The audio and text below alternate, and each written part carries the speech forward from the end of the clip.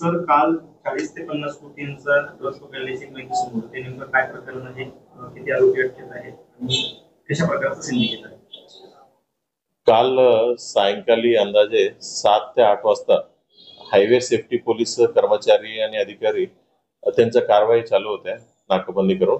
ते कारवाई दरम्यान एक ब्रिझा कार जे दिल्लीचे पासिंग होते ते गाडी आल्या होत्या. सुरुवातीला त्यांच्याकडनं डॉक्युमेंट्स मागण्यात आले होते. डॉक्युमेंट्स मागितल्यानंतर त्यांचं संशयास्पद बिहेवियर वाटलं की त्याला गाडीचं बाहेर यायला सांगितलं आणि त्यांचं गाडी सर्च केलं. गाडी सर्च केल्यावर एक 2 मोठ्या सुटकेस होत्या. ते मोठा सुटकेस ते खोलल्यानंतर त्यांच्याकडे काही पॅकेट्स होत्या. त्या पॅकेट्स सर्व पाहिल्यानंतर त्यांना संशयात वाटलं की काहीतरी संशयास्पद वस्तू आहे म्हणून म्हणजे आता लोकल पोलीस जे चाळीसगाव ग्रामीणच्या पोलिसांना बोलून घेतलं. चाळीसगाव पोलिसांना बोलवल्यानंतर चाळीसगाव पोलीस तिथं पोहोचला. फोरेन्सिक व्हॅनला देखील तिथं बोलून घेतलं. मग त्याच्यामध्ये असलेलं सबस्टन्स काय आहे ते जागावरच टेस्टिंग केलं. ते सबस्टन्स जागावर टेस्टिंग केलं की एम्फेटामाइन म्हणून सबस्टन्स आहे असं त्यांना निष्पन्न झालं. ते निष्पन्न झाल्यानंतर संपूर्ण जे प्रोसिजर प्रमाणे सर्व वेट वजन वगैरे काढण्यात आला एम्फेटामाइनचं.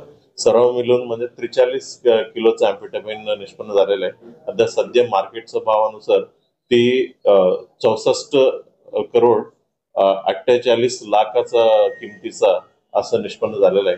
मग ही गाडीचे जे ड्रायव्हर होता ते ड्रायव्हर ज्यांना आम्ही अटक करण्यात आलेला आहे त्यांचं नाव आहे अबुल असीम सय्यद. हा राहणार आहे दिल्लीचा आहे. मग ह्याचा पूर्ण इतिहास आम्ही काढलेला होता. ह्याच्या पूर्वी देखील त्यांनी बेंगलोरमध्ये अशाच पद्धतीचं NDPS गुन्ह्यामध्ये तो आतमध्ये होता 5-6 वर्ष.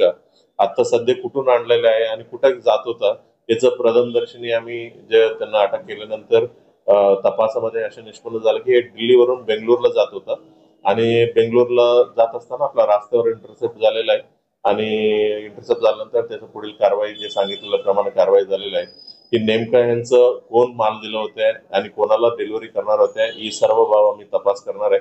काय डिटेल अजून समजल्यावर तुम्हाला सर्वांना माहिती देण्यात येईल. सर नेमकं या गुन्ह्याचा तपास कोणाकडे असणार आहे? या गुन्ह्याचा तपास चाळीसगाव शहर पोलीस स्टेशनचा पोलीस इन्स्पेक्टर मनेलकडे राहणार आहे. याच्यामध्ये जो विषय आहे गाडी त्याच्या नावावर गुन्ह्यात वापरलेली गाडी आहे त्याच्या नावावर. तपासामध्ये असे निष्पन्न झालं की ही जी गाडी आहे त्यांनी आत्ताच 10 दिवसापूर्वी ही गाडी विकत घेतलेली आहे. म्हणजे ह्यांचं नावावर ट्रान्सफर झाला काही सर्व विषय ऑनलाईन मध्ये आपलं अपडेट नाही झाला. तपासामध्ये जे कबुली दिलं त्याच्यामध्ये ह्यांनीच विकत घेतलं 1 आठवड्यापूर्वी असं आम्हाला समजलेलं आहे आणि पूर्ण डिटेल तपास आमचा चालू आहे. सर या सगळ्या कारवाईनंतर अशी चर्चा आहे की काही लोकल कनेक्शन असल्याशिवाय एवढा मोठा साठा जो येतो जिल्ह्यातून पास आउट नाही होऊ शकत.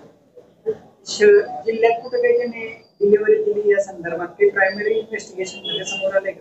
प्रायमरी इन्व्हेस्टिगेशन ही गोष्टी समोर आलं की ह्याच्या पूर्वी देखील 1-2दा दिल्लीवरून हे जात असताना ह्या मार्गात म्हणजे मध्यप्रदेशवरून धुलेवरून संभाजीनगरवरून म्हणजे ते खाली जे रस्त्यावर पडल्यामुळे इकडे इंटरसेप्ट झालेला आहे बाय चान्स म्हणून म्हणजे इथं याचा निष्पन्न झाला.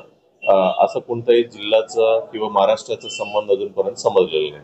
कारण कसं आहे सर यापूर्वी देखील म्हणजे ज्यावेळेस ड्रग्स प्रकरणाची चर्चा होती तर ललित पाटीलचं एक कथित कनेक्शन चाळीसगावशी असल्याची चर्चा होती. त्यानंतर एवढं मोठ्या प्रमाणावर ड्रग्स चाळीसगाव मार्गेत जातो तर काहीतरी लोकल कनेक्शन असेल तर त्या दृष्टीने काही आपलं इन्व्हेस्टिगेशन ऑनगोईंग असेल. म्हणजे जे काही प्रथमदर्शनी दिसत आहेत म्हणजे असे कोणताही सस्पिशन नाहीये तरी देखील म्हणजे सर्व बाबीचा आमचा तपास आणि चौकशी होणार. सर हा इंटरनॅशनल सिंडिकेटचा एक पार्ट असल्याचा इंटरनॅशनल सिंडिकेट आहे का कुठे लोकल कन्झम्पशन आहे का ह्या विषयी देखील आपला तपास आहे. म्हणजे आता कारवाई होऊन काल रात्रीच कारवाई झालेली आहे. आता एक्झॅक्टली सांगता येत नाही. म्हणजे एकदा डिटेल समजल्यानंतर आपल्याला परत ब्रीफ करण्यात येईल.